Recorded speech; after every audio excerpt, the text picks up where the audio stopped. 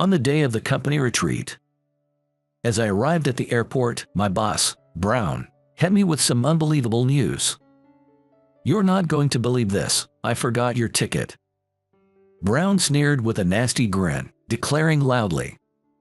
At his words, the other Ivy League-educated employees around us burst into raucous laughter. I had endured Brown's petty harassments before, but to face such malice during a company event like the retreat was too much. Reaching my breaking point, I decided to confront the accumulated anger. "Since my flight ticket wasn't arranged, I'm canceling my trip." All Brown and his group did was laugh uproariously at my words. But soon, they would have to face the consequences of their actions. My name is Sam Smith. I'm a 38-year-old who works for a building maintenance company. I joined this company 5 years ago and have been doing well in my job since then. The company has been established for 50 years and has a rich track record. Our company, a mid-sized business, takes on everything from office buildings and luxury resort hotels to large-scale commercial complexes. We pride ourselves on our sophisticated cleaning techniques and manners, honed in upscale resort hotels. As a member of this distinguished company, I have always strived to work harder than anyone else. However, my peaceful days were soon overturned by my new boss, John Brown. Despite being younger than me at 35, Brown is an elite employee who graduated from a prestigious university and already holds the title of department head. Yet, for some reason, I found myself subjected to his daily harassment. "Isn't it irresponsible to be hopping from job to job? What exactly did you do to get kicked out of your previous company?" Brown, who values job titles highly, was merciless in his terrible attitude towards me, despite being younger and holding a lower position. It wasn't just Brown who looked down on me as a third-rate university graduate. His followers did the same. His subordinates, who graduated from universities as renowned as his, also ridiculed me similarly. Brown would dump a massive amount of work on me just before quitting time and fail to inform me about changes to meeting schedules, executing these petty harassments daily. Yet, there's a reason why I continued to show up for work and didn't quit the company. One reason is my grandmother. "I'm sorry for being a burden on you." That's not true. Who else has raised me up to now if not you, Grandma? I live with my grandmother, who is my only family member. My parents died in an accident when I was a child, and I was raised by my grandparents. My grandparents were the ones who took care of me when I was still in elementary school and ensured I could go on to college. Just as I started living alone and thought I could finally repay them for their kindness, my grandfather passed away due to illness. That's when I decided to move in with my grandmother, who was left alone, and returned to the nostalgic home of my grandparents. During the few years I was away, my grandmother's knees had deteriorated significantly, making it difficult for her to move around. I relied on a caregiver during the day and tried my best to manage life with my grandmother, keeping in touch throughout. I couldn't quit my job, so inevitably, there were times when my grandmother had to be alone. But it seemed she enjoyed her time, getting along well with the caregiver, although she probably acted cheerful to avoid worrying me. Just seeing my grandmother's bright smile gives me the strength to persevere at work. One day, during a morning assembly, Brown addressed all employees. "In 3 months, we're planning a company retreat. Would anyone like to volunteer to organize it?" While saying anyone, Brown's gaze was fixed on me.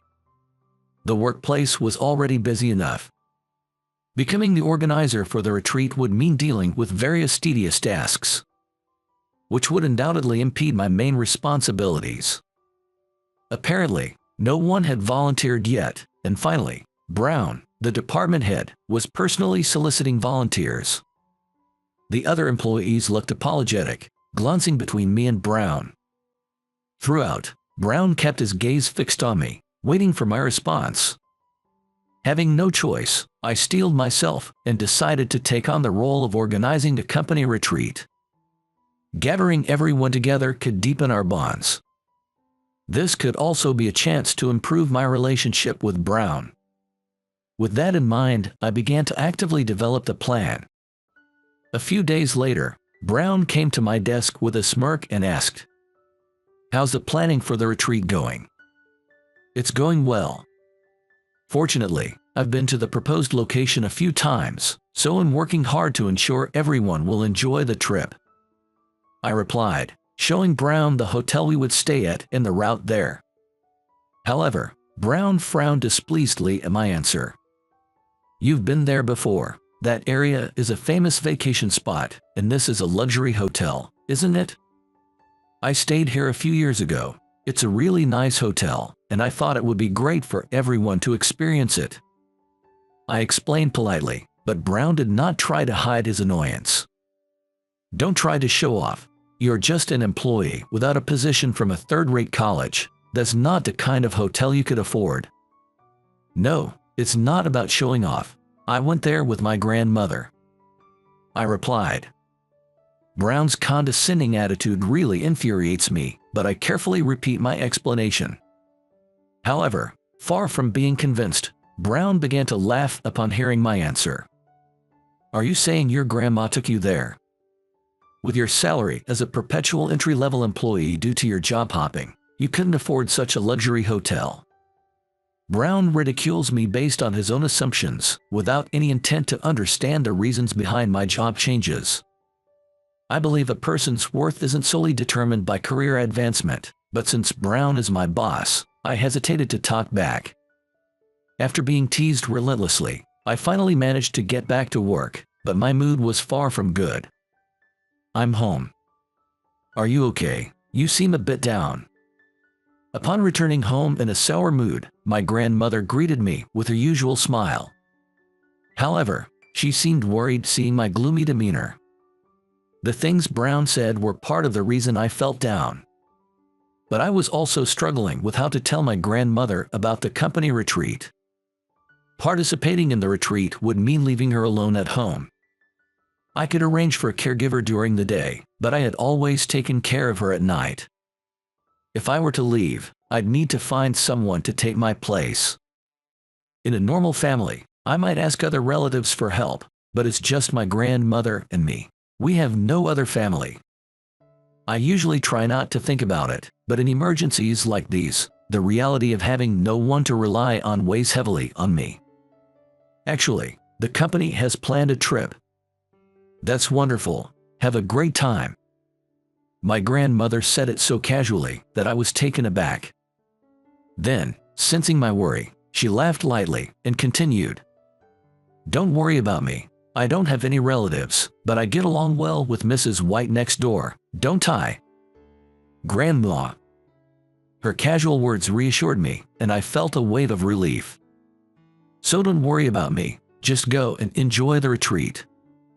Mrs. White is a slightly younger lady who frequents our house, and they are good friends.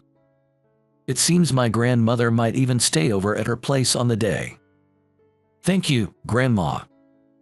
"It's okay, you always work so hard, so take some time to relax and enjoy yourself." Thanks to my grandmother, I felt much more at ease and spent the night chatting happily with her about the retreat. Later, my planning went smoothly, and it was settled that we would stay at the upscale hotel I recommended for 2 nights and 3 days. We're also planning to visit local tourist spots, and I've arranged a retreat rich in quality and volume to reward our employees for their constant hard work. Seeing the employees' eyes light up as they looked through the materials I distributed made me feel that all my efforts were worthwhile.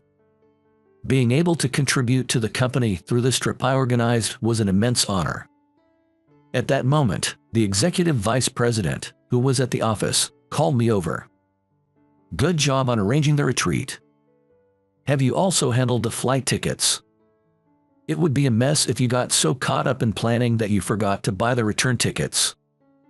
"Yes, I've already booked the flight tickets and hotel reservations for all employees attending the retreat," I said, showing him the confirmation email. "But it looks like the count is off. Aren't we missing one ticket?" What? I purchased tickets for all the attendees. I'll check right away. I quickly turned back to my computer screen to review the purchase history.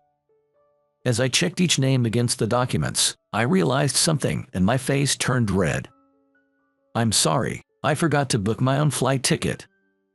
At my response, the executive vice president burst out laughing. The other employees, who had been concerned, also started laughing heartily. You worked so hard on the plan and forgot to count yourself. It's commendable to prioritize the other employees. But make sure you include yourself too. Teased by the executive vice president, the office erupted in warm laughter.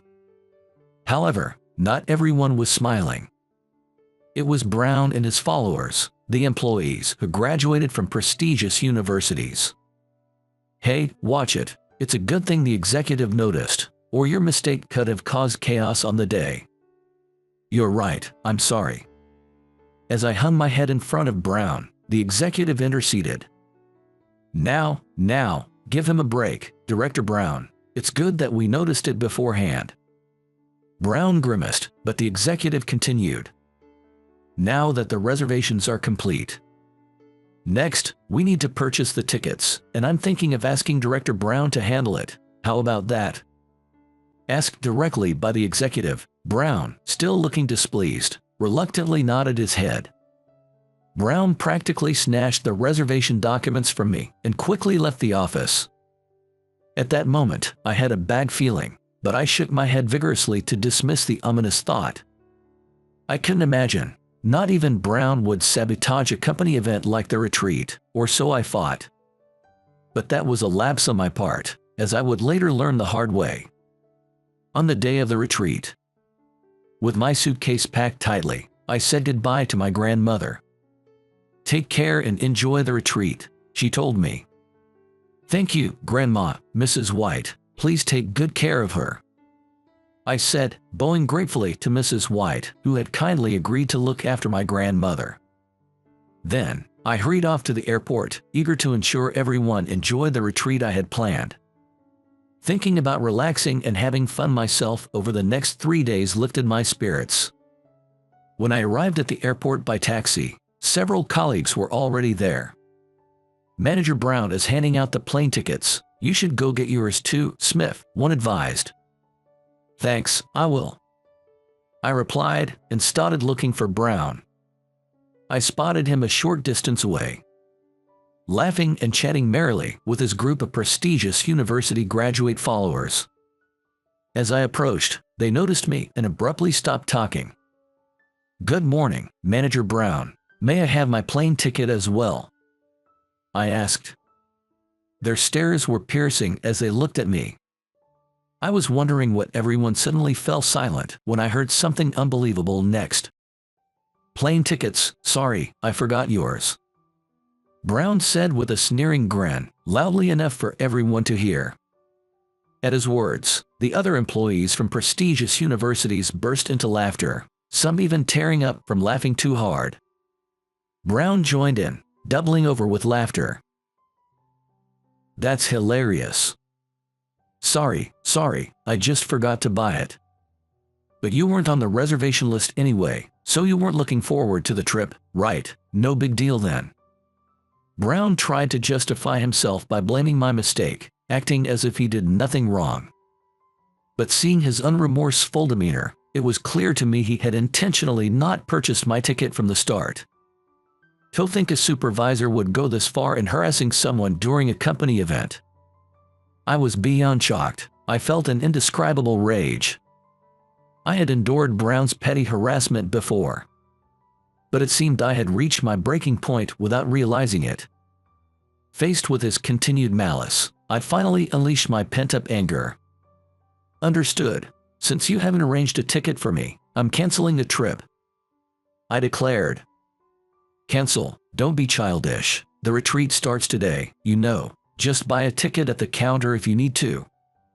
Brown said arrogantly, crossing his arms, but I glared back, filled with anger. Despite the company paying for the tickets, who would really go out of their way to buy one at their own expense? Even if I bought a ticket now and got on the plane, the retreat would still continue after today. Given what's happened just on the first day, Brown and his cronies will undoubtedly keep harassing me during the trip. They probably plan to watch me struggle and fail, enjoying my discomfort just like they are now, laughing at me. Indeed, Brown, with his smug expression, must be thinking just that. The best action I could take then was not to participate in the retreat at all. Why I made this choice will soon become apparent. I hadn't given up on fighting back against Brown. Rather, I was feigning resignation to catch him off guard. I do not intend to purchase a ticket on the day to join the retreat. Now that I realize how much Director Brown and his team despise me, I think it's best I step back entirely, I declared calmly. Brown and his group stared at me, dumbfounded. They probably expected me to panic and desperately try to join the trip. I thought you were looking forward to the retreat, but you seem okay with missing it. But don't worry, we'll make sure to enjoy ourselves on your behalf. Brown taunted.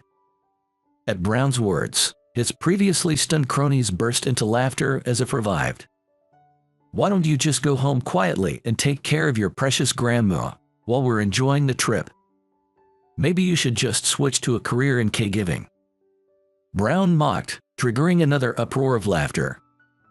The noise of grown adults laughing uproariously was so disruptive that other passengers at the airport frowned and looked our way. Yet Brown and his group, seemingly oblivious to the annoyed glances, didn't stop their laughter. Embarrassed by their disgraceful behavior, I couldn't stand to stay another second. Since the executive vice president hasn't arrived yet, please inform him that I've canceled, excuse me, I said. What a shame, get going then, Brown called out, laughing again with his group as I left the airport. Hauling my suitcase, I returned home, dropped off my luggage, and then went to visit Mrs. White next door. She was quite surprised to see me back so soon and looked concerned.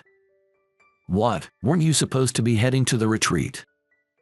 Well, I felt unwell and had to come back, I explained. As soon as I mentioned feeling sick, Mrs. White became very worried. That's terrible, you should lie down right away, she said, showing genuine concern. My grandmother was equally concerned about my health. Oh dear, that's awful. Should I prepare something easy to digest? Can you eat some rice porridge? She asked, starting to prepare to nurse me back to health. Being worried over by my grandmother and Mrs. White, I felt the tension easing from my heart. Thinking about these kind people around me made the harsh treatment from the director fade away. But that's exactly why I couldn't bring myself to tell them that I wasn't really ill. I didn't want to confess in front of my grandmother that I had returned because I couldn't endure the harassment from my boss, Director Brown. But the biggest reason was that I didn't want to cause him any unnecessary worry. Suddenly, I checked my watch. It was about time for the retreat group to be arriving at the hotel. I wondered what Brown and the others were up to now. Thinking this, I walked home with my grandmother. And while hidden from the concerned eyes of my grandmother and Mrs. White, I secretly smiled. The thought of what Brown might be doing right now naturally brought a smile to my face. The rest of the story I learned later from a colleague. Shortly after I returned home, the executive vice president arrived at the airport and looked around, asking, "What happened to Smith? Why isn't he joining the retreat?" Brown, pretending to be clueless, replied nonchalantly, "Smith said he suddenly felt ill and went home. It's such a shame, he was looking forward to it so much. I hope he's okay, but now everyone is here." The executive vice president conducted a head count and then, following his instructions, everyone boarded the plane one after another. The plane arrived at the destination as scheduled. After enjoying a tour of the tourist spots, it was finally time to move to the upscale hotel. Overwhelmed by the grandeur of the building, the employees looked up at the hotel in awe. Having enjoyed the attractions during the day, their anticipation for the luxurious accommodations only grew. This upscale hotel was booked by Smith. If we mention his name, things should go smoothly. the executive vice president said, and took Brown with him to the reception. When Brown announced the company name, the front desk clerk paused thoughtfully before looking up. "We'll need to verify the reservation. If any of you have a membership card, please present it," the clerk requested. "Membership card? What are you talking about?" The executive vice president and Brown were puzzled. "The hotel accepts reservations from members only. If you are a group, as long as a group leader presents a membership card, everyone can stay," the clerk explained. "The person who made the reservation fell ill and isn't participating. It was booked under the name Smith. The rooms should be prepared," Brown asserted, presenting the accommodation tickets I had prepared at the front desk. But the front desk clerk frowned in concern and repeated, "The reservation has been made, but where is Mr. Smith himself? Without presenting a membership card, you cannot stay at our hotel." As Brown began to raise his voice in panic, the president happened to appear in the lobby. "Ah, you finally arrived. I came ahead of everyone. Relax and unwind from the day's fatigue at this hotel," said the president. "But we've made the reservation. Yet they say we can't stay without a membership card," the executive vice president quickly explained the situation. The president, surprised, raised his eyebrows. "Why would that be? If the reservation was made, there should be a membership card," he said. "The employee who handled the reservation fell ill and isn't here," the executive vice president responded. At that answer, the president's expression turned stern. He glanced sharply around at the employees and spoke out. "Come to think of it, I haven't seen his face around. Where did the new president go?" Just then, as I was relaxing at home, my cell phone started ringing. Suppressing a laugh at the predictable unfolding of events, I pressed a call button, and Brown's frantic voice came through. "What's going on? Why are you the new president?" And in the background, it sounded like the president was questioning Brown. "You're Smith's supervisor, aren't you? I have heard quite a bit about your conduct from him. Let's have a detailed discussion about it, shall we?" "There are circumstances," Brown mumbled, trying to be vague, but the president pressed him sharply. "You've been using your position as director to excessively burden a specific subordinate with work. And this time, you intentionally didn't purchase a plane ticket for Mr. Smith to harass him, didn't you?" "No, I was just trying to teach Smith a lesson. He's the type to irresponsibly job hopper, and I was merely trying to toughen him up." Brown sweatily made his excuses, but that only angered the president more. Mr. Smith is not an incompetent person. His job changes were to acquire a broad range of knowledge and develop the skills to manage this company. The company management. So, is Smith really the new president?" Brown asked, his face turning pale. The president nodded firmly. "Actually, my late father was the previous president of this company. And today, at the retreat, I was supposed to be introduced as the new president.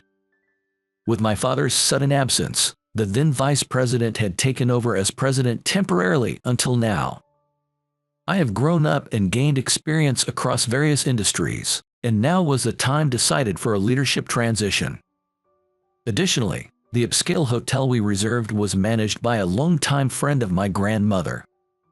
My grandmother, whose knees have worsened recently, hadn't been able to visit the hotel for a while. So, when I mentioned using it for the company retreat, they were happy to prepare rooms for us, but unfortunately, this was the result."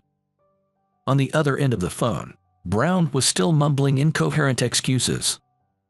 However, I had already reported to the president about Brown's tyrannical behavior and selfish work attitude. Therefore, no matter how much he tried to excuse himself or lie, the president was not deceived. Eventually, over the phone, I confirmed the details, and the group was able to stay at the hotel. The other employees, unaware of the commotion, apparently enjoyed the rest of the retreat. But Brown received a severe reprimand from both the president and the executive vice president. After the facts about deliberately not buying other employees plane tickets and persistently harassing me came to light, leading to disciplinary action against him. Brown was demoted to a section manager position and transferred to a regional branch office. The branch manager there is known to be very strict, and Brown is reportedly being rigorously trained every day. On his last day at the office, Brown came to my desk and bowed deeply. "I'm sorry for taking out my frustrations on you like that. I was feeling the pressure of being a young director, and seeing someone older than me enjoying their work made me resentful," he confessed. It seems that Brown, who always appeared so confident, was actually desperately coping with the heavy responsibility of being a director. He found it difficult to keep up with the demanding job to improve department performance and couldn't seek help due to his pride as an Ivy League graduate. In those difficult days, what caught his eye was me, seemingly enjoying my work. He was frustrated that I, being both older and his subordinate, didn't offer him the help he needed. He kept piling work on me, trying to crush me, but I handled it effortlessly and continued to enjoy my work, which only made him angrier. Eventually, it wasn't about escaping the hardship of the job anymore. It became about how to make you suffer. It's not something that can be forgiven with an apology, but I truly am sorry," he said before leaving the company. "I hope this incident leads to genuine reflection, and from now on, no one uses their position or educational background to look down on others and harass them." The followers who joined him in harassing me were each given a stern warning and a salary cut. Without Brown as their leader, their unity crumbled like sand, and they quickly fell apart. Now, all of those followers are seriously reflecting on their past actions and dedicating themselves to their work. Meanwhile, I officially took over as the new president of the company and am striving every day. I advocated for cooperation among employees as a company philosophy. No matter how challenging the work, if we collaborate, we will surely find a way through. Now, this approach is endorsed by the staff, and everyone is working hard while supporting each other. Despite the recent change in leadership, this has earned us the trust of our customers and a high reputation within the industry. Having been helped by various people like my grandmother and the former president, it's now my turn to give back. Hoping for the continued growth of the company, I review new documents. I'm hoping to continue growing and take the employees back to that hotel for another retreat next year.